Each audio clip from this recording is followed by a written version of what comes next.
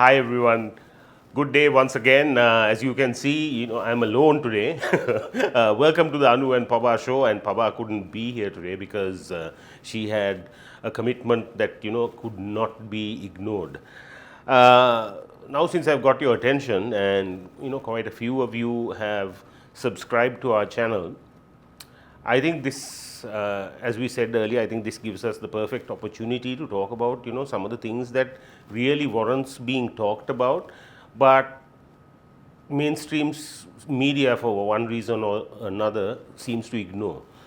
Today, I really want to talk to you about happiness, because something I noticed with my grandparents, with my parents, and then I did everything possible to prevent it from happening to me, my wife, and our son. Okay, so my grandparents were of the generation, and I think my parents to some extent belong to that same kind of thinking, because my grandparents were born in the 1920s, 1921 to be exact. Actually, would you believe it, what a coincidence this is, that all four of my grandparents, maternal and paternal, were all born on the same year, 1921. I don't know whether that's some kind of cosmic confluence or whatever, but there you have it. And the other shocking truth is that three of them, both my grandmothers and one of my grandfathers, died at the same age. So at 94 years of age. So, longevity plus plus. Anyway, the other grandfather, of course, imbibed a little too much alcohol and, but still managed to make it to about 77 years of age. So they belonged to a generation which firmly thought, okay, so you are born, you go to school, you get a job, you get married, try and build a house, or buy a house. Vehicle at that time was like a kind of distant dream, so maybe not a vehicle, but if you can, yeah. And then you produce offspring, make sure they get educated, and hopefully then get married, and hopefully you'll have grandchildren, and then you die. So, you know what I mean? That's like a perfect formula for the industrial world. I later learned after university and studying a bit of, philosophy and history.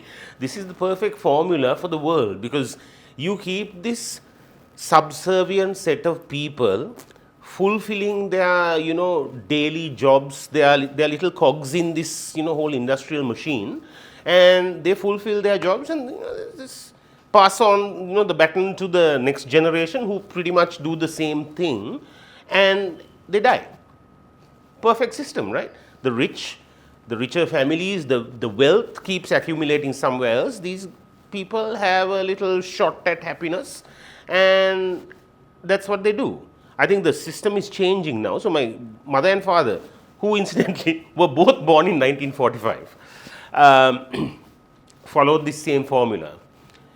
Got educated, well, my mother, my father not so much, got married, then, built a house. Before the building of the house, had the three of us, and yeah, effectively kicked the bucket. I don't think they ever thought to ask themselves, am I happy right now? Right? I think the newer generations are, living in a completely different, living with a completely different set of rules than to what we did, or what our parents did, our grandparents did. And I think I find that it's a seismic shift in perception and about self-awareness.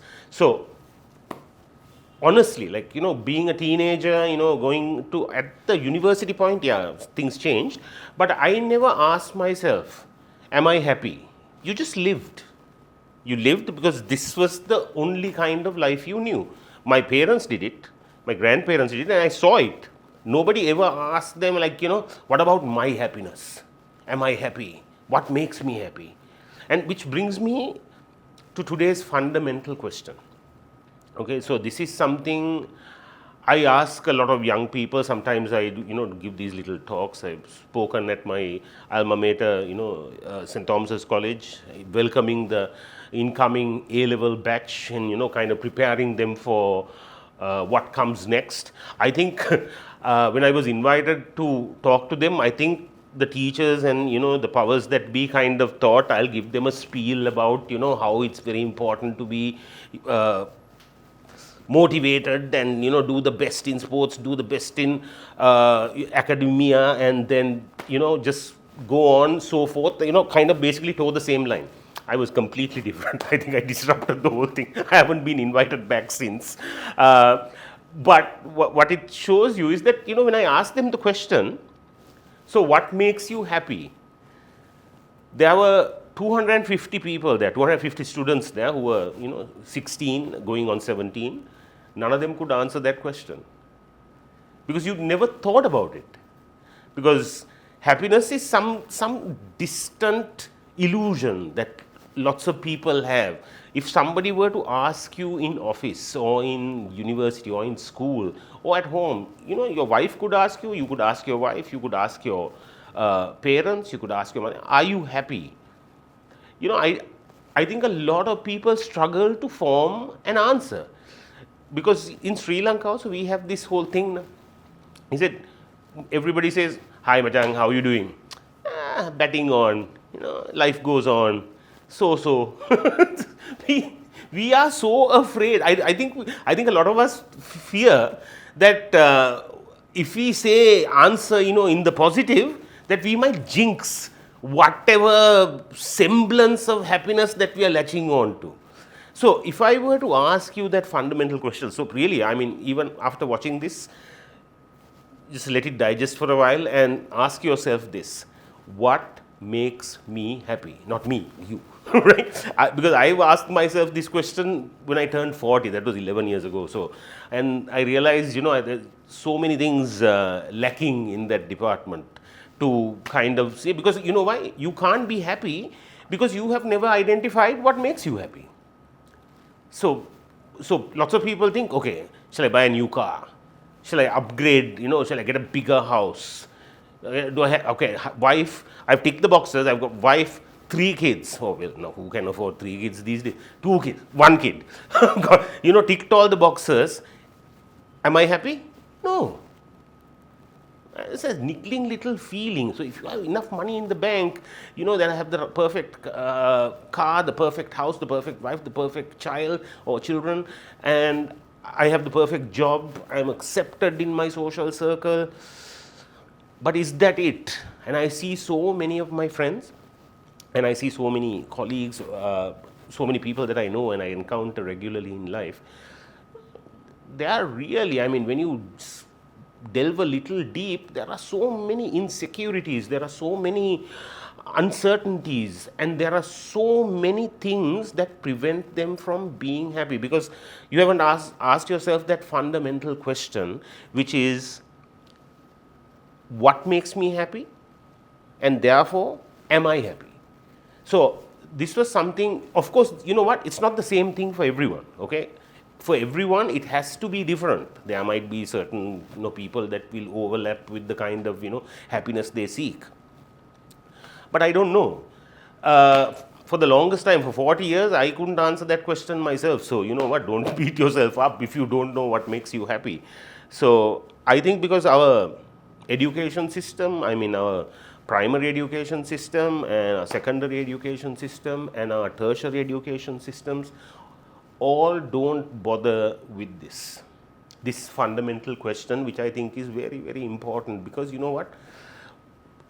look, religion is one thing. Let's keep religion out of it. It's one life to live, at least on this plane. So make the most of it. And how can you make the most of it if you don't know what you want to make the most of? So this is what I bring to you today. Ideally, Paba should be here because Paba also has thoughts on this very same topic, and I'm sure she'll watch this tomorrow. On Saturday, and then yeah, she'll have thoughts about it, and she say, Anu, why did you pick this topic? We could have had a thundering conversation about this, which is true. But you know what? I just thought, because this is so important, right? Now we have such a focus now on mental health. Especially men's mental health, but you know, I don't see the difference. It's everyone's mental health, because you know what, the pressures of this world, the pressures of living drag people down, and you're constantly, it's a battle, right? Especially living in a third world country where, you know, economics are, I mean, right now it's, I'd say, going somewhere positive, but you know, we've had been topsy-turvy for how long? You think, okay, you have this amount of money in the bank, this is enough to retire. My God, my mum and dad passed away quite some time ago, like, you know, almost, the mum passed away about 29 years ago, dad about 23, 24 years ago. I'm glad that they're not alive, because, I mean, they were government servants for 30 plus years and then retired. And you know what? The pension they would have made, you couldn't have survived. You would have had to have children. So this is why people were back then having children. In fact, my father had 10 other siblings, so 11 children in the family. Of course, the lack of entertainment for the grandparents also may have contributed to that. But the thing is, you know what? I mean, did they do it thinking, you know what, having more children will make me happy, or give me security and address a fundamental fear that how will we manage in our old age? I think it was more the latter than the former. So this is what I'm trying to say, that now when people decide to have a child or children, they really decide to have a child or children, because you know what, if you are not in it fully, you can't. It's not just willy-nilly anymore, and no pun intended with willy. But what I'm trying to say is, so we still haven't addressed that question. We're still doing things almost like on autopilot. We are thinking, okay, this socialization is so severe that you think, okay, ඉගෙන ගත්තා, ඊට පස්සේ university පුළුවන් නම් ගියා, නැත්නම් රස්සාවක් පටන් ගත්තා, නැත්නම් කොයි වෙලාවෙ රස්සාවක් කරන්න, නැත්නම් බිස්නස් එකක් පටන් ගත්තා, කසාද බැන්දා, ගෙයක් හැදුවා, කාර් එකක් ගත්තා, ළමයි හැදුවා. And I find a lot of people my age, now in their early 50s and maybe even in their 60s, now starting to ask themselves that question, why did I do all of this? Am I happy? Am I like fundamentally happy with this situation? Or is there something still amiss? Is there something still lacking in my life? දැන් එහෙම හිතිච්ච ගමන් ඊට පස්සේ මොකද්ද වෙන්නේ? එතකොට දැන් භාවනා කරන්න හිතෙනවා. Or you are going to have a midlife crisis. Or you can have, I mean this happened to me too, you can have an anxiety attack.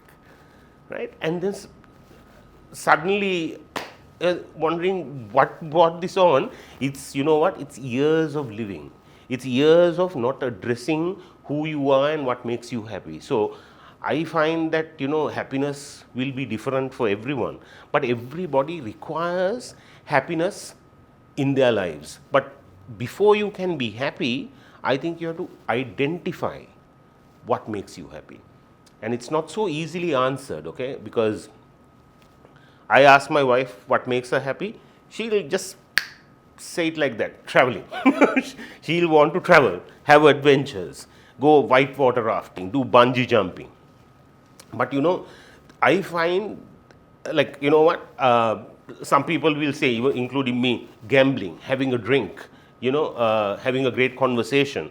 It's different for everyone, right? So it could be, you know, actually buying a car, whatever, but these are so fleeting, right? Because it keeps changing so quickly and, you know, so fluidly that suddenly you find, okay, then eka tibbata madi, thawa ekak ඕනේ. මේක තිබ්බට මදි. This is why people have affairs also. එකක් මදි, දෙකක් ඕනේ. නැත්තම් තුනක් ඕනේ. Or, you know, I actually had a driver back in the day who was later found out, who had an entirely different family living in another town, you know, and not too far apart either. Like, he had a son and a daughter from the family that we all knew, that we thought we knew, then suddenly he has another wife and another child. So, guess what? You know, needless to say, things didn't end up happy for anyone concerned.